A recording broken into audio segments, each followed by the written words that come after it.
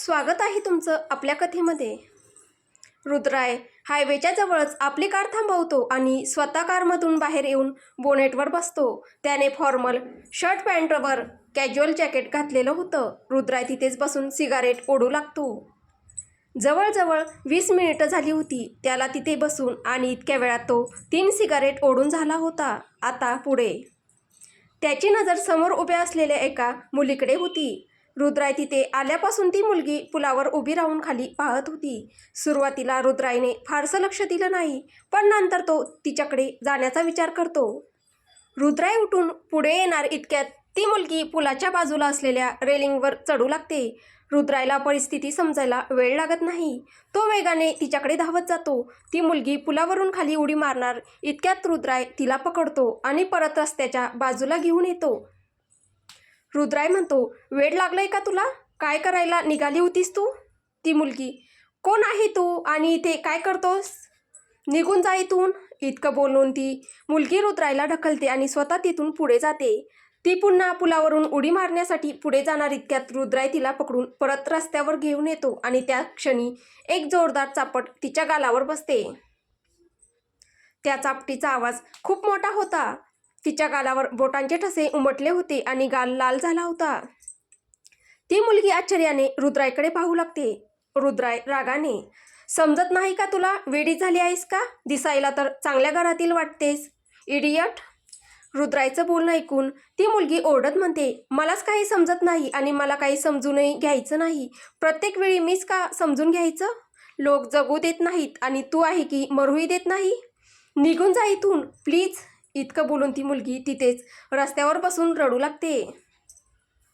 रुद्रायही तिच्या समोर खाली बसतो. आता त्याला समजत होतं की रागाच्या भरात त्याच्याकडून काय झालं.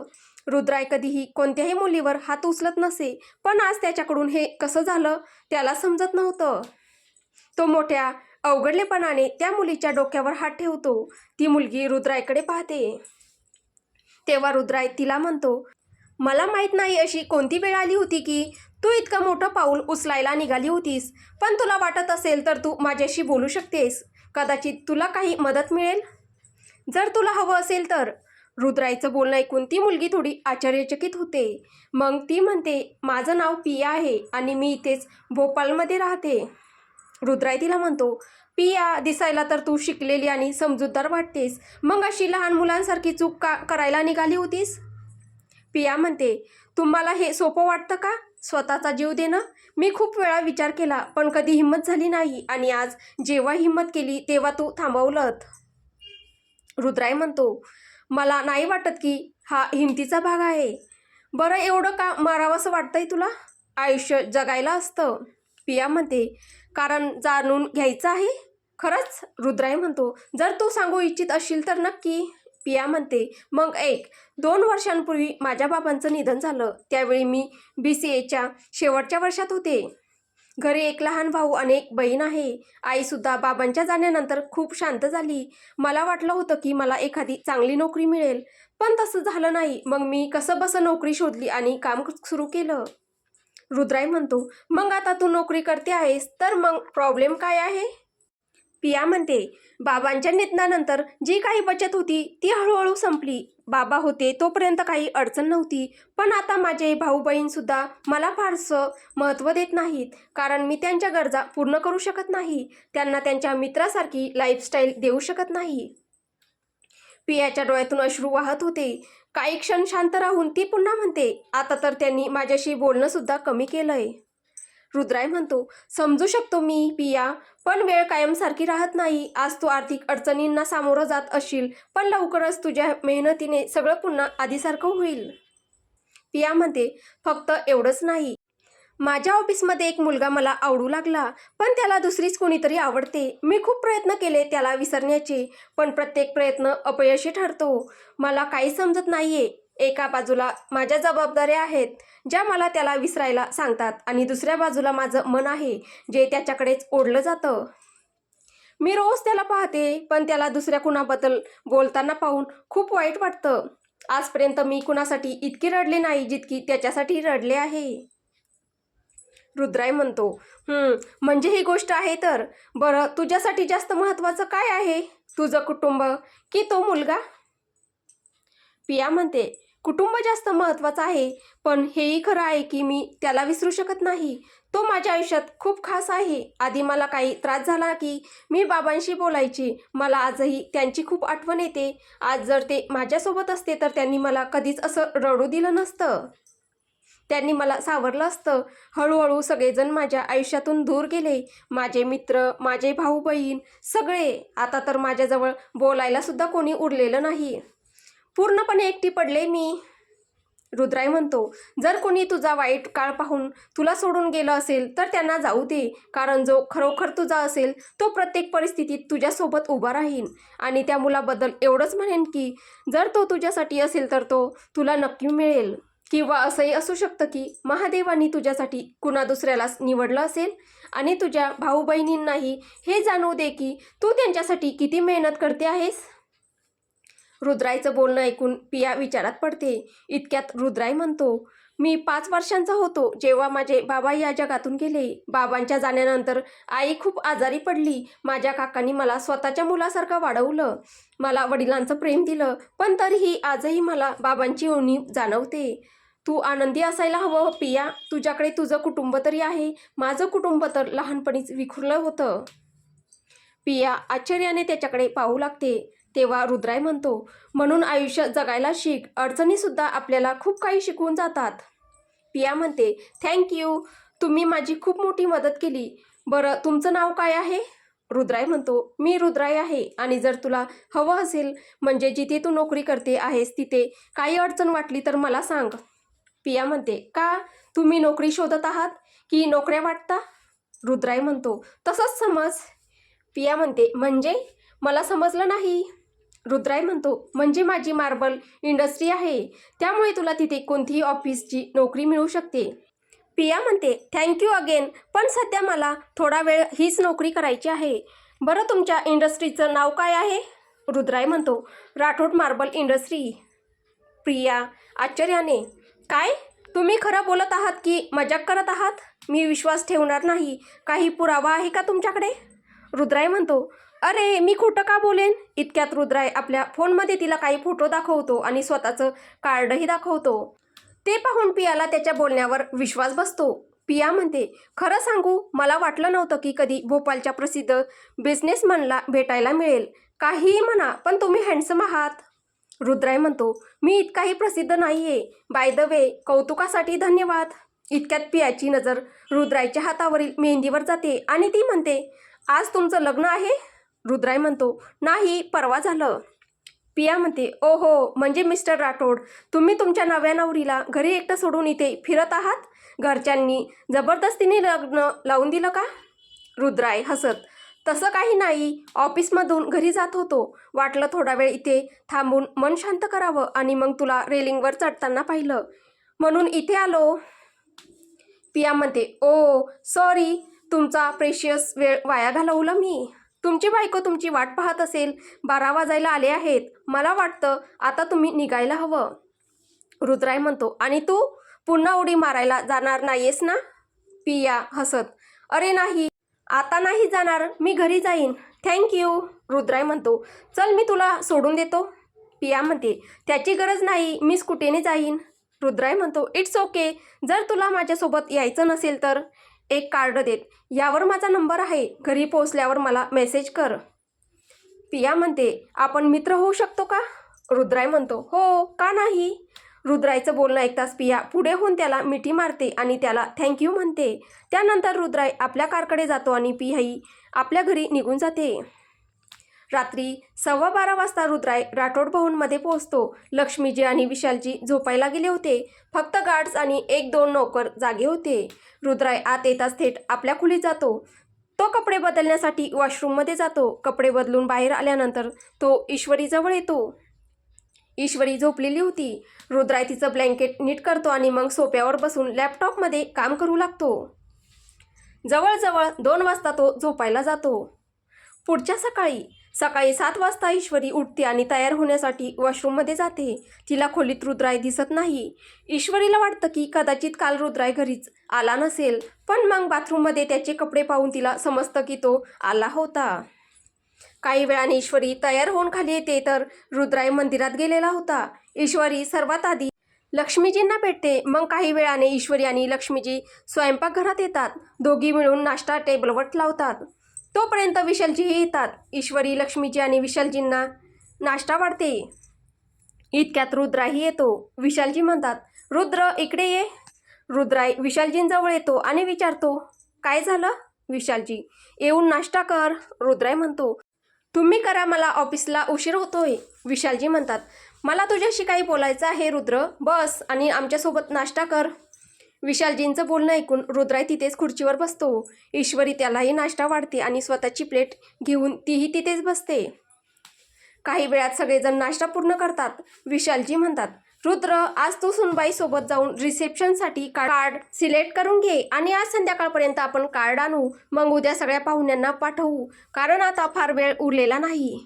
रुद्राई म्हणतो, काका तुम्हीच जाऊन कार्ड निवडा ना, मी काय करणार तिथे, आणि तसंही मला जाता येणार नाही, मला काम आहे. विशालजी म्हणतात, मला काही ऐकायचं नाही, तू सुनबाईसोबत जाणार म्हणजे जाणार, आणि for your kind information it's order. Lakshmiji म्हणतात, रुद्र काम तर चालूच राहणार बेटा, आज सुनबाईला सोबत घेऊन जा आणि पुढच्या आठवड्यात तुम्हा दोघांना शॉपिंगलाही जायचं आहे आणि कुलदेवीच्या मंदिरात सुद्धा. रुद्राई म्हणतो, आई काका हे सगळं. रुद्राई पुढे काही बोलणार इतक्यात विशालजी म्हणतात, हे काही चालणार नाही रुद्र, मला वाटतं आता तुला थोडं समजूतदार होण्याची गरज आहे, मोठं हो जरा. विशालजींचं बोलणं ऐकून रुद्राई काहीच बोलत नाही. काही वेळाने विशालजी म्हणतात, रुद्र मी ऑफिसला जातोय आणि तू आज सुट्टी घे. रुद्राई म्हणतो, ठीक आहे काका. रुद्राई तिथून थेट आपल्या खोलीत जातो. विशालजी ऑफिसला निघून जातात तर लक्ष्मीजी ईश्वरीला घेऊन आपल्या खोलीत येतात. लक्ष्मीजी म्हणतात, काय झालं ईश्वरी, तुमच्या दोघांमध्ये काही झालं आहे का? ईश्वरी म्हणते, नाही आई, असं काही नाही. लक्ष्मीजी म्हणतात, पहा बेटा, कधी काही झालंच तरी एकमेकांशी न बोलल्याने काही सुटत नाही, उलट गोष्टी अधिक बिघडतात. त्यापेक्षा बसून बोलणं आणि जे काही प्रॉब्लेम असतील ते सोडवणं जास्त योग्य असतं. असेच काही वेळ ईश्वरी लक्ष्मीजींसोबत बोलत राहते. मग लक्ष्मीजी तिला तयार व्हायला सांगतात आणि ईश्वरी आपल्या खोलीत येते. रुद्राई लॅपटॉपवर काही काम करत होता. सकाळचे 11 वाजले होते. ईश्वरी येऊन बेडवर बसते तर रुद्राई सोफ्यावर बसलेला होता. रुद्राई म्हणतो, किती वाजेपर्यंत आवरशील? ईश्वरी म्हणते, मी आता तयार व्हायलाच जात होते. रुद्राई म्हणतो, ठीक आहे, तू तयार हो, मग मीही कपडे बदलतो. ईश्वरी जशी बेडवरून उठते तसंच अचानक तिचं डोकं गरगरू लागतं आणि ती पुन्हा बसते. रुद्राई म्हणतो, काय झालं, तू ठीक आहेस ना? ईश्वरी, हो. इतकं बोलून ईश्वरी पुन्हा एकदा उभी राहते. ती अजून काही पावलं पुढे आली होती इतक्यात तिचं डोकं पुन्हा गरगरू लागतं. ती पडणार इतक्यात रुद्राई तिला सावरतो आणि बेडजवळ घेऊन येतो. उशी लावून तिला बसवतो आणि तिला पाणी पाजतो. रुद्राई तिच्या कपाळाला हात लावून ताप पाहतो आणि तिचं मनगट पकडूनही ताप तपासतो. ईश्वरीचे हात खूप थंड झाले होते. रुद्राई विचारतो, काय झालं? जर तू ठीक नसशील तर काही हरकत नाही, आपण उद्या जाऊ शकतो. ईश्वरी म्हणते, मी ठीक आहे. रुद्राई तिला म्हणतो, काही नाही, तू थोडा वेळ आराम कर, आपण थोड्या वेळाने जाऊ. रुद्राई एक शॉल घेऊन येतो आणि ती ईश्वरीच्या खांद्यावर अलगद पांघरतो. रुद्राई, तुला थंडी वाजते आहे का? ईश्वरी होकारार्थी ती मान हलवते. तेव्हा रुद्राई एसीचं तापमान कमी करतो आणि स्वतःही तिथेच बसतो. ईश्वरी डोळे मिटून बसून राहते. तेव्हा रुद्राई हळूच तिचा हात आपल्या हातात घेतो. त्याच्या या कृतीमुळे ईश्वरी थोडी दचकते, पण तरीही डोळे मिटूनच राहते. रुद्राई एक नजर तिच्या चेहऱ्याकडे पाहतो. ईश्वरी अजूनही तशीच शांत बसली होती. मग तो हलक्या हाताने तिचा हात चोळू लागतो. काही वेळ तिचे हात चोळल्यानंतर आता ईश्वरीचे हात आधीपेक्षा थोडे सामान्य झाले होते. इतक्यात रुद्राई तिचा हात सोडतो आणि ईश्वरी सुटकेचा निश्वास टाकते. पण रुद्राई तिच्या पायाजवळ येऊन बसतो आणि तिचे पाय आपल्या मांडीवर ठेवतो. त्याच्या या कृतीने ईश्वरी लगेच डोळे उघडते आणि रुद्राईकडे पाहत आपले पाय मागे घेऊ लागते. ईश्वरी म्हणते, हे काय करताय तुम्ही? रुद्राई, तुझे पाय खूप थंड झाले आहेत, थोडं चोळलं तर तुला बरं वाटेल. ईश्वरी म्हणते, त्याची काही गरज नाही, राहू द्या. कळत नव्हतं का पण आज ईश्वरीच्या आवाजात राग नव्हता, हे रुद्राईला जाणवत होतं. इतक्यात तो पुन्हा तिचे पाय आपल्या मांडीवर ठेवतो आणि म्हणतो, इट्स ओके, एवढी काही मोठी गोष्ट नाहीये ही. इतकं बोलून रुद्राई तिचे पाय हलके चोळू लागतो. काही वेळाने ईश्वरीला थोडं बरं वाटू लागतं. मग ती रुद्राईला म्हणते, आता मी ठीक आहे. इतकं बोलून ईश्वरी तिथून थेट वॉर्डरोबकडे जाते. ती आपल्या वॉर्डरोबमधून साडी काढते आणि कपडे बदलायला जाते. ईश्वरी मनातच, हे काय चाललंय? हा माझी इतकी काळजी का घेतोय? खरंच का एखादा माणूस फक्त दिलेलं वचन पाळण्यासाठी इतकं सगळं करू शकतो? जाऊ दे. ईश्वरी कपडे बदलून बाहेर येते तर रुद्राई कपडे बदलायला जातो. काही वेळात रुद्राही तयार होऊन बाहेर येतो. ईश्वरी ड्रेसिंग टेबल समोर बसलेली होती. रुद्राई तिथे येतो आणि कंगवा घेऊन दुसऱ्या आरशासमोर उभा राहून केस व्यवस्थित सेट करतो. मग तो परफ्यूम लावतो आणि चेहरा थोडा नीट करतो. शेवटी तो आपल्या वॉर्डरोबमधून घड्याळांच्या कलेक्शनमधून एक घड्याळ काढून घालतो. रुद्राई पूर्णपणे तयार झाला होता तर ईश्वरी बांगड्या घालत होती आणि काही वेळात तीही तयार होते. रुद्राई म्हणतो, तू तयार झालीस का? ईश्वरी, हो. रुद्राई म्हणतो, चल मग. ईश्वरी आणि रुद्राई दोघे खाली येतात. लक्ष्मीजी हॉलमध्येच बसलेल्या होत्या. त्या दोघांना एकत्र येताना पाहताच त्यांच्या चेहऱ्यावर हलकीशी स्मितरेषा उमटते. दोघेही एकत्र खूप छान दिसत होते. ते दोघे लक्ष्मीजींजवळ येतात. रुद्राई, आई, आम्ही निघतोय.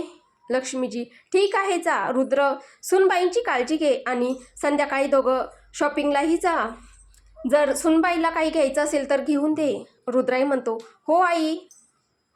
लक्ष्मीजी, चल रुद्र, तू कार काढ, मी सुनेला घेऊन येते. लक्ष्मीजींचं बोलणं ऐकून रुद्राई कार काढायला जातो. तो बाहेर येऊन ड्रायव्हरला काढायला सांगतो तर लक्ष्मीजी ईश्वरीसोबत बाहेर येऊ लागतात. लक्ष्मीजी म्हणतात, सुनबाई सावकाश जा आणि तुला हवं असेल तर स्वतःसाठी कुर्ती, टी शर्ट आणि टॉप वगैरे घेऊन ये. आता नाही, पण काही दिवसांनी घरात घालू शकतेस. तुला जसं हवं तसं राहू शकतेस बेटा. तू फक्त माझी सून नाहीस, माझी मुलगीसुद्धा आहेस. पण माझी एवढीच इच्छा आहे की काही महिने तरी या शहरात साडीच नेस. बाकी तुम्ही दोघं बाहेर कुठे जात असाल तर तुला जसं राहायचं आहे तसं राहा, मला काहीच प्रॉब्लेम नाही. ईश्वरी म्हणते, आई, तुम्ही खूप चांगले आहात. मला समजून घेता आणि बाहेर जाण्याबद्दल बोलायचं झालं तर मी तिथेसुद्धा साडीच नेसेन. बाकी घरी कुर्ती घालण्याचा विचार करू शकते. पण यांना ते आवडेल का? लक्ष्मीजी, कोणाला? रुद्रला? ईश्वरी होकारार्थी मान हलवते. तेव्हा लक्ष्मीजी हसत म्हणतात, बेटा, तू रुद्रला असं बोलावतेस? हवं तर एखादं निकनेम ठेवू शकतेस त्याचं. असो, ते जाऊ दे. पहा बेटा, माझा रुद्र असं नाही की तो तुला बांधून ठेवेल किंवा सतत अडवेल. पण तुला जर तसं वाटत असेल तर मी बोलता बोलता स्वतःच रुद्रला सांगून ठेवेन. इतकं बोलून त्या दोघी बाहेर येतात. जिथे रुद्राई आधीपासूनच ईश्वरीची वाट पाहत उभा होता. ईश्वरी पुढे येताच लक्ष्मीजी म्हणतात, ईश्वरी बेटा, सावकाश चाल, साडीत पडू नकोस. मग रुद्राईकडे पाहत, ईश्वरीला साडी नेसून चालायला त्रास होतो. कुर्ती आणि टी शर्ट सारखं हे आरामदायक नसतं ना. आणि बिचाऱ्या मुलीला अजून सवयही नाही. असो, तुम्ही दोघं नीट जा आणि रुद्र, माझ्या सुनेची काळजी घे. ईश्वरी कारमध्ये बसते आणि रुद्राई लक्ष्मीजींकडे एक नजर पाहून कार पुढे चालवतो. त्यांच्या दोघांच्या गेल्यानंतर लक्ष्मीजी हसत राहतात. रुद्राई आणि ईश्वरी आधी एका दुकानात जाऊन रिसेप्शनसाठी कार्ड सिलेक्ट करतात. त्यानंतर रुद्राई ईश्वरीला घेऊन पायलला भेटण्यासाठी तिच्या हॉस्पिटलमध्ये येतो. पायल त्यावेळी राऊंडवर होती, त्यामुळे ते दोघे तिच्या केबिनमध्येच तिची वाट पाहू लागतात. काही वेळाने पायल आपल्या केबिनमध्ये परत येते आणि त्या दोघांना पाहून खूप आनंदी होते. ती आधी ईश्वरीला मिठी मारते आणि मग रुद्राईकडे पाहून म्हणते, कसे आहात तुम्ही दोघं? रुद्राई, आम्ही ठीक आहोत. बऱ्याच दिवसांपासून तुला भेटलो नव्हतो म्हणून विचार केला आज तुझ्यासोबतच लंच करूया. पायल म्हणते, खूप छान केलं तुम्ही दोघांनी. रुद्राई म्हणतो, अच्छा, तुम्ही दोघी गप्पा मारा, मला थोडं काम आहे, मी येतो. इतकं बोलून रुद्राई तिथून बाहेर येतो, कारण त्याला माहीत होतं की ईश्वरी त्याच्यासमोर पायलशी मनमोकळेपणाने बोलणार नाही. पायल म्हणते, कशी आहेस ईश्वरी? ईश्वरी, ठीक आहे, तू सांग. पायल म्हणते, मीही ठीक आहे. तुझं आयुष्य कसं चाललंय? म्हणजे सगळ्यांचं वागणं तुला कसं वाटलं? ईश्वरी म्हणते, आई, काका आणि बाकी सगळ्यांचं वागणं खूप चांगलं आहे. सगळे माझी काळजी घेतात आणि मला कुठलाही त्रास होऊ नये याची पूर्ण काळजी घेतात. पायल म्हणते, आणि भाऊ? रुद्राईबद्दल ऐकताच ईश्वरी काही क्षण शांत राहते. मग म्हणते, माझं त्याच्याशी फारसं बोलणं होत नाही. काही वेळानंतर, मला तुला काही सांगायचं आहे. पायल म्हणते, हो सांग ना. ईश्वरी म्हणते, आज सकाळी मी तुझ्या भावाच्या जॅकेटवर एका मुलीचे काही केस पाहिले. त्याच्या आयुष्यात कुणी आहे का? पायल म्हणते, नाही ईश्वरी, भावाच्या आयुष्यात दुसरी कोणतीही मुलगी नाही. पण एक गोष्ट सांगू, जर तू भावाशी काही शेअर करणार नाहीस तर तो तुला समजून कसं घेणार? ईश्वरी म्हणते, मलाच नको आहे कुणी मला समजून घ्यावं. पायल म्हणते, ईश्वरी, आयुष्य खूप मोठं असतं आणि प्रत्येकाला अशा व्यक्तीची गरज असते जी आपल्याला समजून घेईल, प्रत्येक वळणावर साथ देईल. आणि मला माहीत आहे तुला सुद्धा अशाच कुणाची खूप गरज आहे जो तुला सावरून घेईल. ईश्वरी म्हणते, काही फायदा नाही पायल या सगळ्या गोष्टींचा, राहू दे. तर दुसऱ्या बाजूला रुद्राई आणि रोहनी एकत्र बसले होते. ते दोघे आपापसात बोलत होते. रोहन म्हणतो, काय रुद्र, तुझं लग्नानंतरचं आयुष्य कसं चाललंय? रुद्राई म्हणतो, काय चालणार यार, खूप चॅलेंजिंग आहे हे सगळं. ती माझ्याशी काहीच बोलत नाही, ना बोलते ना काही शेअर करते. असं किती दिवस चालणार हे नातं? आता तर मी रागही खूप कमी करतो. तिला भेटल्यापासून ड्रिंक केलं नाही आणि रूममध्ये स्मोकिंगही करत नाही.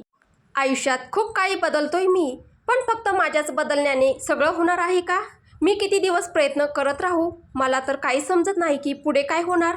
रोहन म्हणतो, समजू शकतो मी. तुला खूप मेहनत घ्यावी लागेल आणि प्रयत्नही करावे लागतील.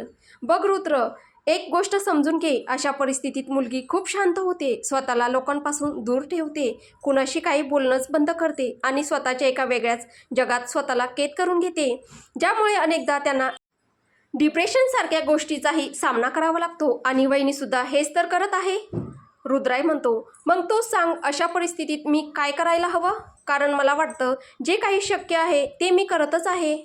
रोहन म्हणतो, वहिनीचं प्रकरण थोडं वेगळं आहे. त्यांच्या आयुष्यात एकामागोमाग एक इतक्या गोष्टी घडत गेल्या की त्यांना स्वतःला सावरण्यासाठी वेळच मिळाला नाही आणि कदाचित म्हणूनच त्या तुझ्यापासून इतक्या दूर पळत आहे.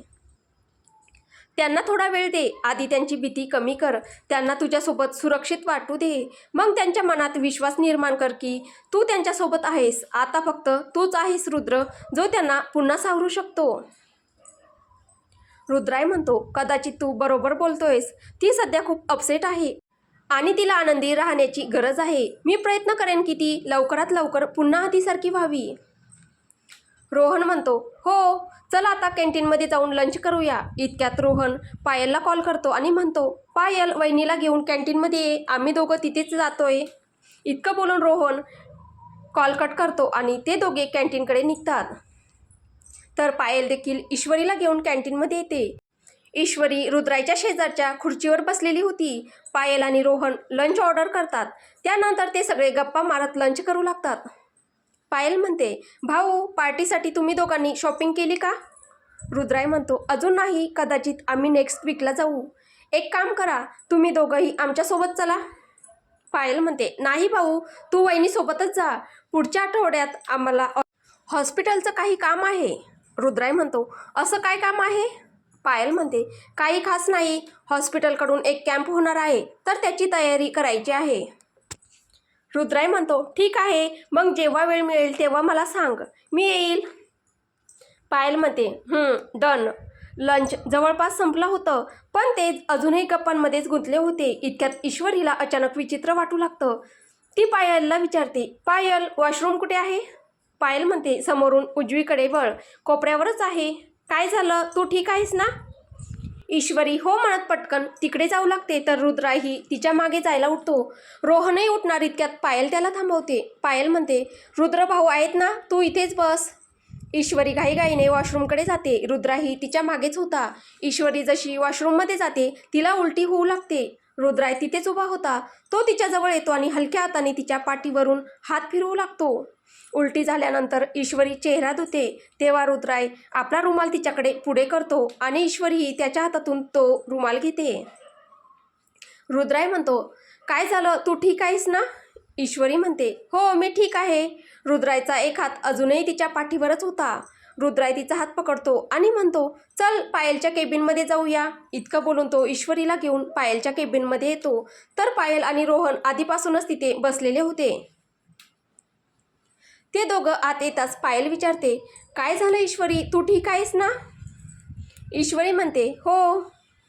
रुद्राय तिला म्हणतो, पायल, तू ईश्वरीचं चेकअप कर. आज सकाळी सुद्धा तिला 2दा चक्कर आली होती आणि ती पडता पडता वाचली आणि आता उलटीही झाली. पायल म्हणते, ठीक आहे भाऊ, तुम्ही दोघं बाहेर जा, मी ईश्वरीचं चेकअप करते.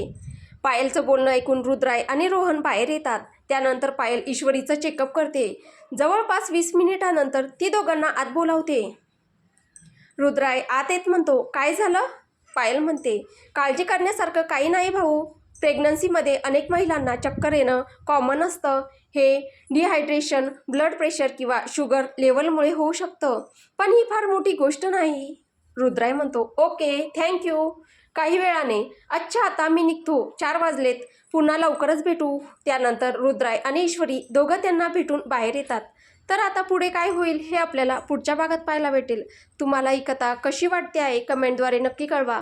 कथा आवडत असेल तर व्हिडिओला लाईक करा, शेअर करा आणि आपल्या चॅनलला सबस्क्राईब करायला विसरू नका. धन्यवाद.